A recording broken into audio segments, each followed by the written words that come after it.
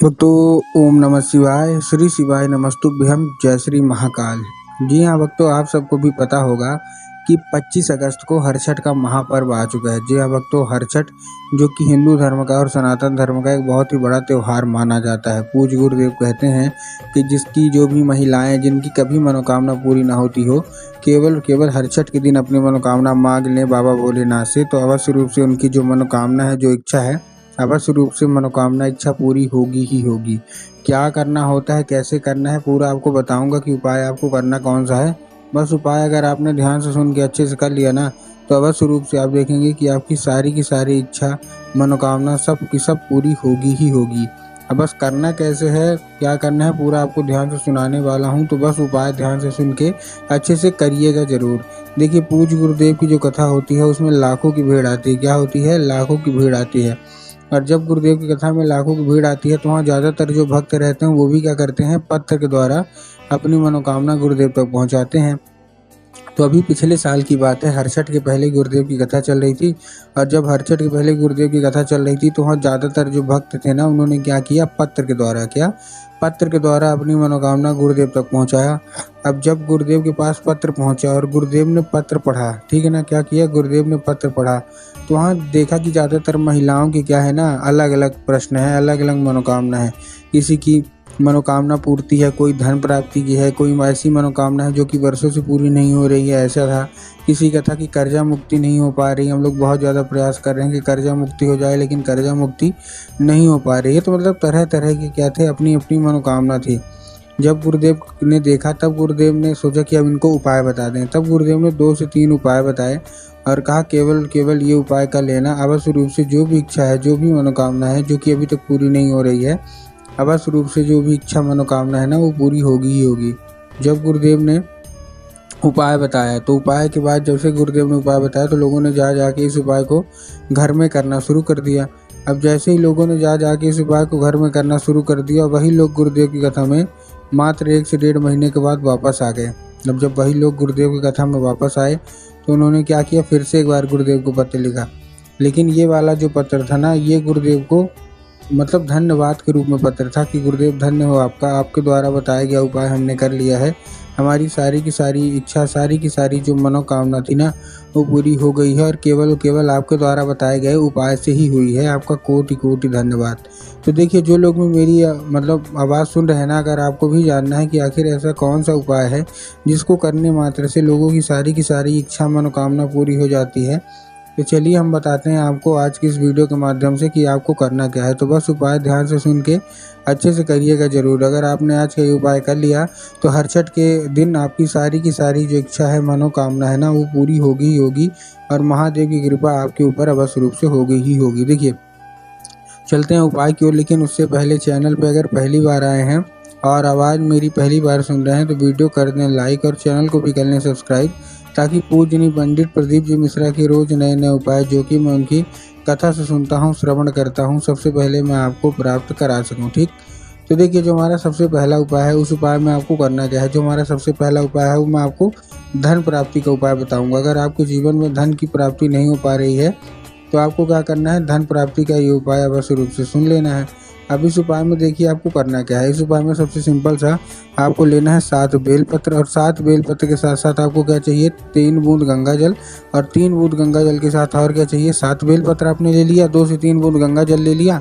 अब उसके साथ आपको क्या चाहिए, 1 लोटा जल। ठीक, अब आपने जब 1 लोटा जल लिया, तब आपको ध्यान रखना है कि जो 1 लोटा जल है, सबसे पहले तो तांबे के लोटे में जल होना चाहिए। किसमें होना चाहिए, तांबे के लोटे में। और जब आप तांबे के लोटे में ले रहे हैं, तब आपको ध्यान रखना है कि जो जल है वो आपके घर का ही होना चाहिए। बहुत सारे लोग गलती क्या करते हैं कि वो जाके मंदिर परिसर से जल ले लेते हैं, जो कि गलत है। आपको मंदिर से जल नहीं लेना, आपको अपने घर से ही जल लेना है। ठीक, ले लिया जल। अब जल लेने के बाद आपको करना क्या है, जैसे आपने जल ले लिया, तांबे के लोटे में ले लिया और अपने घर से ले लिया, उसमें 2 से 3 बूंद आप गंगा जल मिला लीजिए। गंगा जल मिलाने के बाद आपको क्या करना है, 7 बेलपत्र लेना है। अब जब बेलपत्र है, तो आपको ध्यान रखना है कि बेलपत्र कहीं से भी कटा फटा नहीं होना चाहिए, कहीं से भी खंडित नहीं होना चाहिए, और कहीं से कुछ भी मतलब नहीं होना चाहिए, खराब बेकार तो बिल्कुल भी नहीं होना चाहिए। ठीक, अब आपने बेलपत्र लिया। बेलपत्र में बहुत सारे लोग तो यहाँ तक ये भी गलती करते हैं कि वो एक पत्ती को ही बेलपत्र मान लेते हैं, जो कि पूर्णतः गलत है। आपको भी पता है कि एक पत्ती का तो कोई बेलपत्र होता ही नहीं है, 3 पत्ती मिलकर जो बेलपत्र बनती है, वही बेलपत्र आपको लेना है। ठीक, ले लिया आपने। लेने के बाद आपको करना क्या है, जैसे आपने ले लिया, लेने के बाद आपको उसी लोटे में डाल के पहुंच जाना है कहाँ, सीधा सीधा शिव मंदिर। अब जैसे शिव मंदिर पहुंच जाएंगे, शिव मंदिर पहुंचने के बाद आपको करना क्या है, जैसे आप शिव मंदिर पहुंचे, शिव मंदिर पहुंचने के बाद आपको क्या करना है, बाबा भोलेनाथ के ऊपर अर्पित नहीं करना है। सबसे पहले आपको ध्यान रखना है, आपको अर्पित कहाँ करना है, नंदी के ऊपर अर्पित करना है। अब देखिए नंदी के ऊपर कहाँ, नंदी का पीठ उठ में मत कर दीजिएगा। नंदी का एक पैर होता है आगे का जो कि उठा हुआ होता है, तो आपको नंदी के उठे हुए पैर में आपको चुपचाप क्या कर देना है, आपको अर्पित कर देना है बस।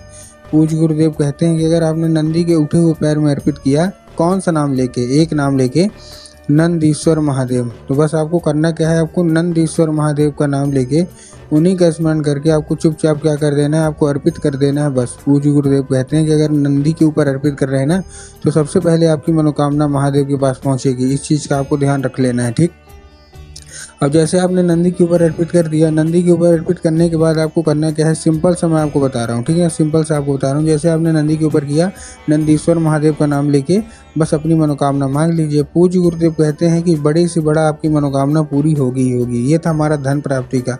अब हम चलते हैं अपनी दूसरी मनोकामना की ओर, जो कि मनोकामना पूर्ति है। कोई भी मनोकामना है अगर अभी तक पूरी नहीं हो रही है ना, तो आपको क्या करना है, ये उपाय अवश्य रूप से कर लेना है। अब देखिए इस उपाय में आपको करना क्या है, इस उपाय में आपको 5 कनेर के फूल चाहिए। क्या चाहिए, 5 कनेर के फूल चाहिए। कनेर के फूल आप जानते हैं ना, पीले कलर के होते हैं, बस वैसे ही आपको 5 कनेर के फूल चाहिए। ठीक, ले लिया आपने। 5 कनेर के फूल लेने के बाद आपको करना क्या है, जैसे आपने ले लिया, लेने के बाद आपको पहुंच जाना है सीधा सीधा शिव मंदिर। अब आपके हाथ में कितने फूल है, 5। अब आपको अलग अलग जगह अर्पित करना है। कहाँ कहाँ अर्पित करना है, चलिए मैं बताता हूँ। सबसे पहले आपको दक्षिण दिशा में खड़े होना है और उत्तर की ओर अपना चेहरा करना है। क्या करना है, दक्षिण की ओर खड़े होना, उत्तर की ओर अपना चेहरा कर लेना है। अब देखिए दक्षिण और उत्तर में ना बहुत सारे लोग कंफ्यूज होते हैं कि दक्षिण क्या है, उत्तर क्या है, हमको थोड़ा साफ साफ बताओ। तब गुरुदेव ने बताया है कि आपको क्या करना है, जिधर साइड से मंदिर की जलाधारी हो, आपको अपना चेहरा उधर साइड करके खड़े हो जाना है। ठीक, खड़े हो गए। खड़े होने के बाद आपको एक नाम लेके, पहला कुंदकेश्वर महादेव का नाम लेके आपको सबसे पहले कहाँ अर्पित करना है, बाबा भोलेनाथ के ऊपर पहला।